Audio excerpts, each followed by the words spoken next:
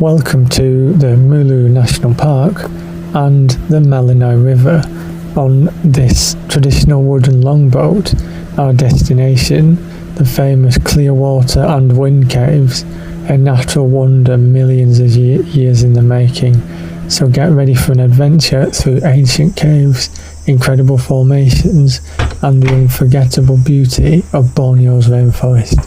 So let's head out of my wooden chalet at the Mulu Marriott Resort and let's head off to the National Park entrance.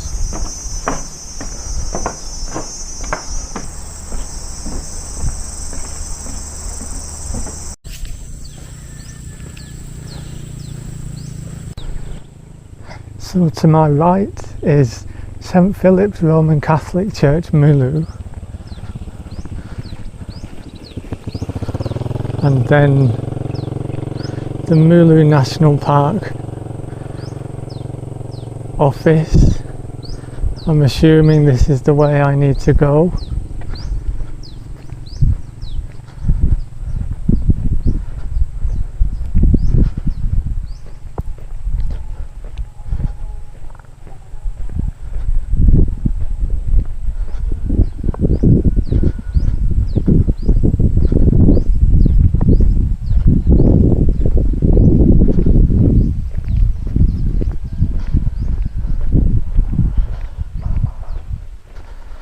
The sign said the entrance is 350 metres away. Let's see how long that actually takes to walk in this heat.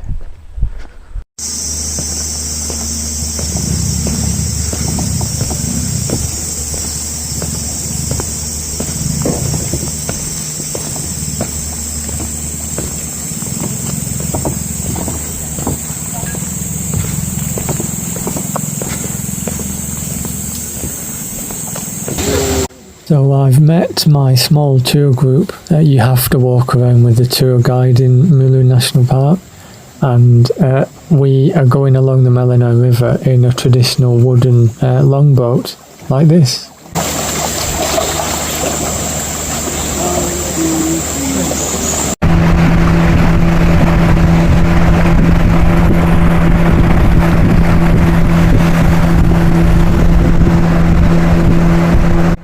So we headed upriver for about 30 minutes on this wooden boat. It wasn't the most comfortable, but it's the only way to get to these caves. There's no road access to anything in Mulu National Park, so you either swim in crocodile infested rivers or take an uncomfortable wooden boat like this.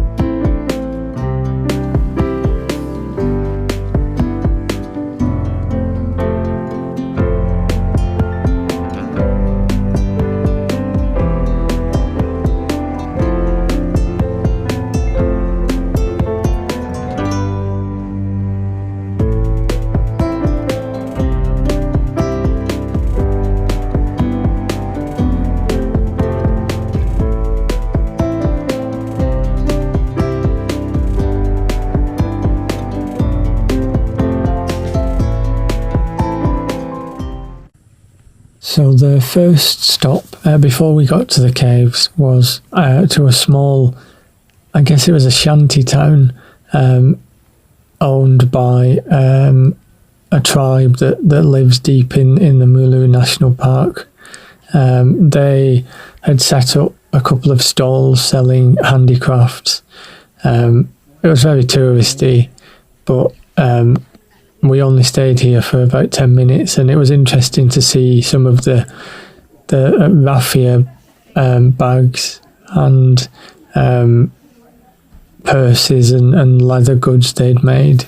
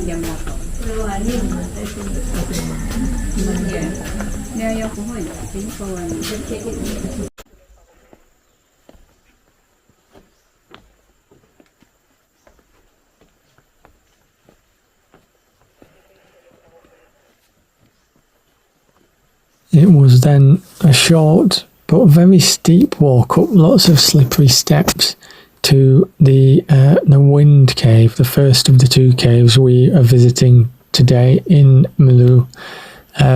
This is one of the smaller caves, but I was told it was one of the most impressive to see when you first arrive in the national park.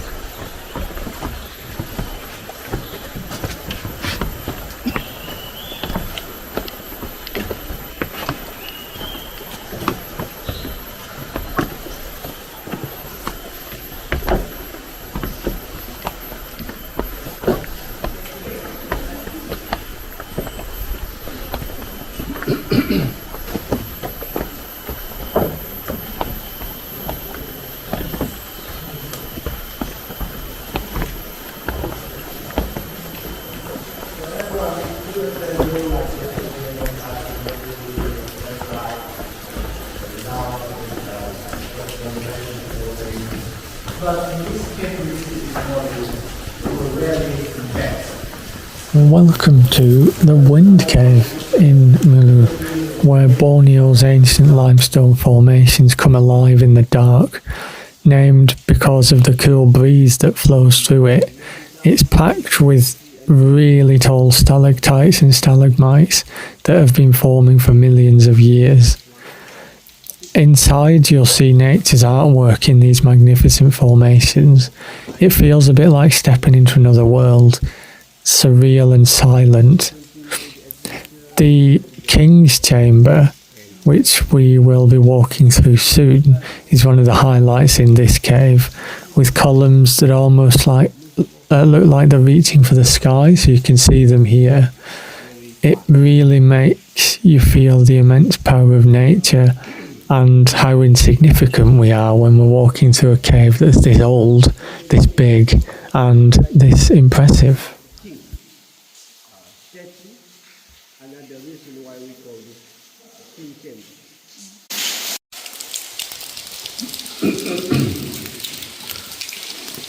250 kilometers total, the cave long.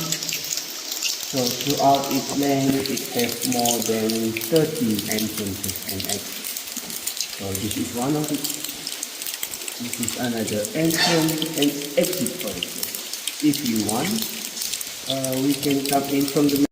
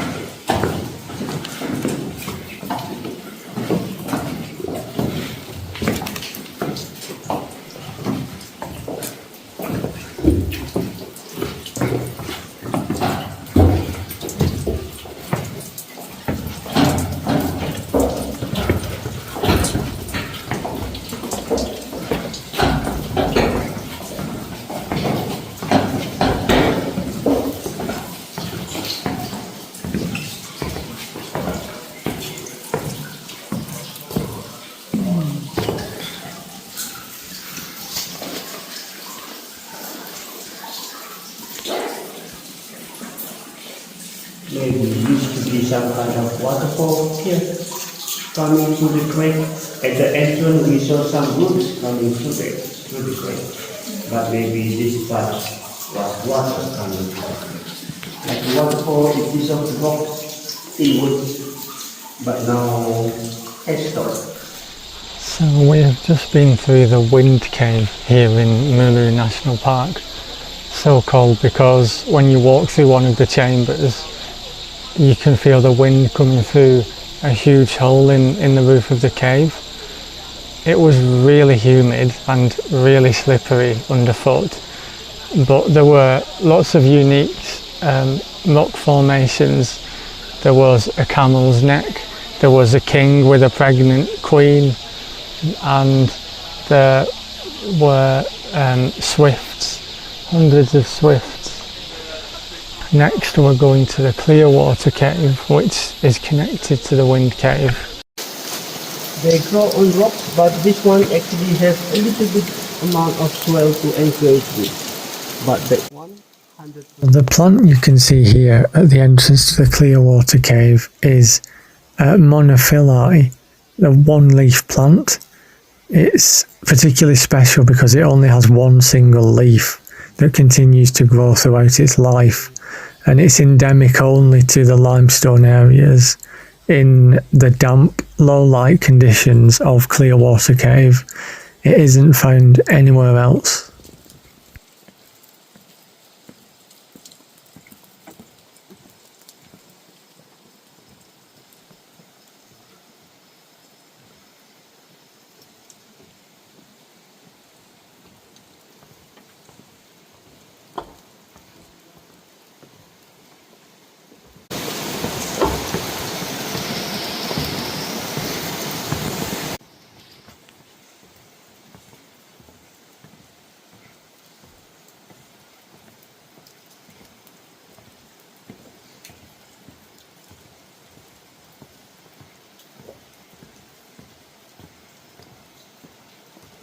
So the Clearwater cave that we're currently entering is one of the longest cave systems in the world, with over 230 kilometres of known passages and many more that haven't been discovered yet. And the name comes from the clear underground river that runs through the cave, creating a stunning, fresh, turquoise, glistening pool that visitors can swim in if they're feeling brave. It is very fast-flowing water, especially when there's been a storm, which there had been just before I went into the cave. It's also home to rare breeds of fish, rare plants, and lizards that can only be found in this cave, nowhere else in the world.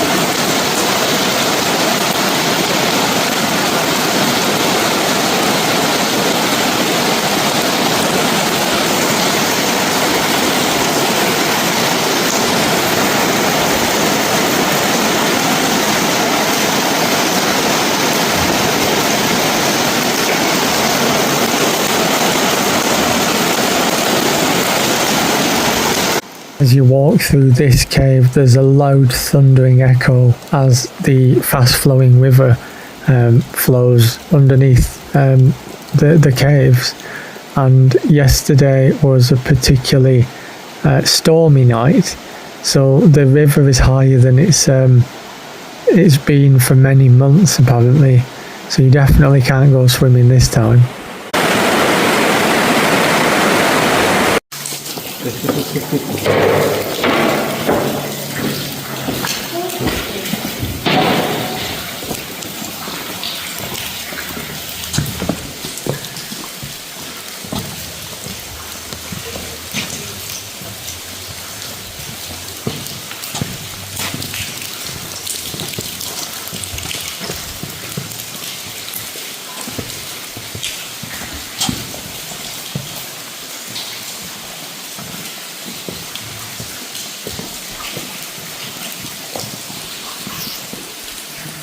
So there are tours for experienced hikers and cavers to be able to walk along the river from one of the other caves, but the path was completely submerged this time because of how high the river level was.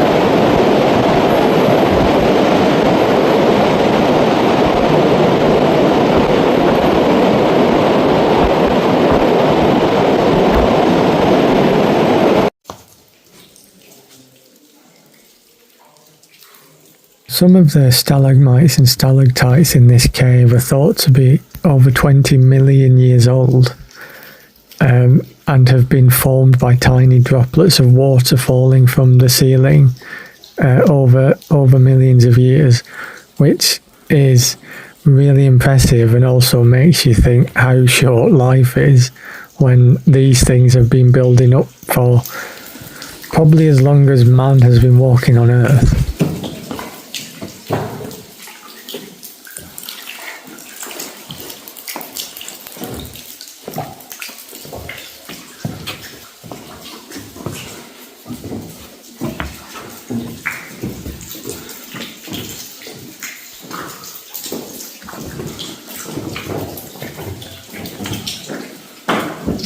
A lot of these wooden walkways were built in the 1960s when these caves were properly explored by geologists. Before then they were still open to the public, but you had to be quite brave and you had to be really experienced at clambering through and over rocks that would have been slippery from the constant drips of water from the ceiling.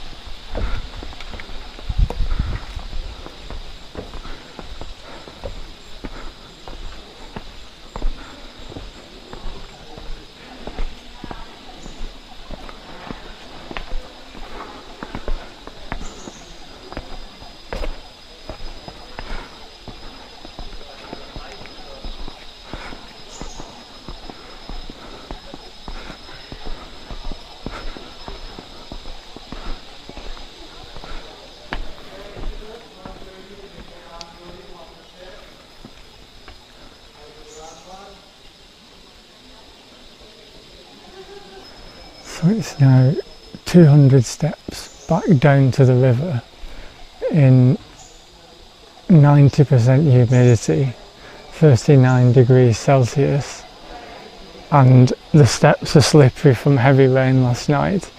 So let's see if we can get down without falling.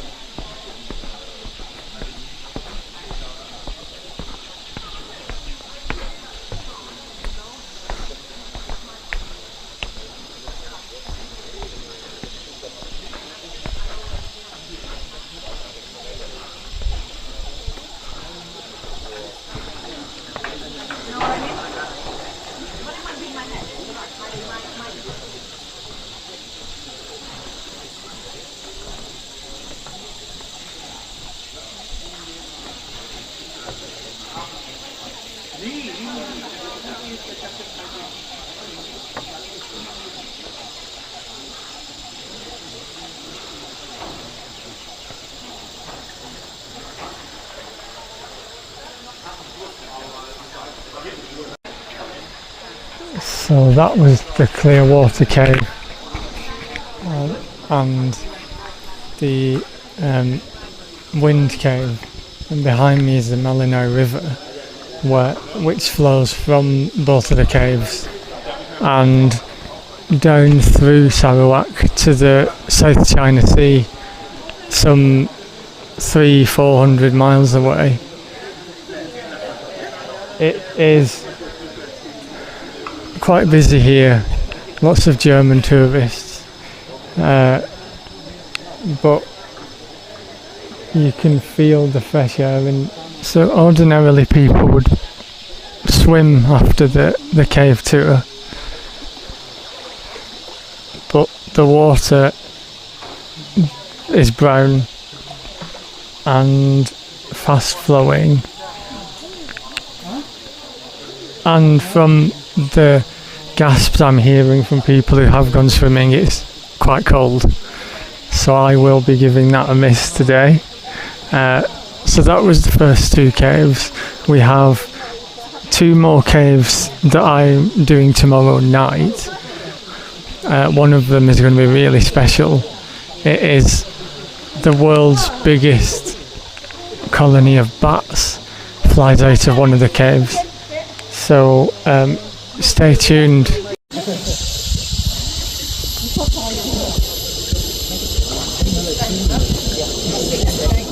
Travelling through a place as wild and remote as Borneo, staying connected isn't just a luxury, it's actually essential. Finding reliable SIM cards or dependable connection or Wi-Fi can be a hassle, especially when you're moving from city to jungle or you're so remote that you can't just call into a phone shop and ask them. So that's why I am thrilled to be partnering with Maya, which is an eSIM company for this trip. With Maya, I don't actually have to worry about hunting down a local SIM or dealing with sketchy networks that I've never heard of before. I just download the eSIM onto my phone before I travel, and then I'm connected from the moment I land. It's that simple. So whether I'm hiking through Borneo's dense rainforests, exploring the local wildlife and fauna, or just relaxing on my balcony in my wooden chalet at the Marriott Resort, I'm connected. I can share my experiences with all of you viewers in real time, find my way with maps when I inevitably get lost, and even translate signs through my Google Translate app on the go. And the best part, it's super affordable, with flexible data packages tailored to any trip and any budget. And then there's the benefit of not having to wait in lines or navigate foreign carriers.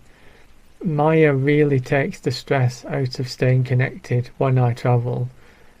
So if you're planning a trip, whether it's to Borneo or anywhere else in the world, check out Maya eSIM using my link below. It's an easy, hassle-free way to stay online and fully immerse yourself in the journey and the surroundings around you. It's now started to rain quite heavily, which on the one hand is good because it's cooling rain, and it's come with a breeze as well, so it's cooled down slightly. On the other hand, no, my hat is made from straw, so I'm going to end up with a wet hat. So I might have to hurry up, try to get back to the resort quickly before my hat disintegrates.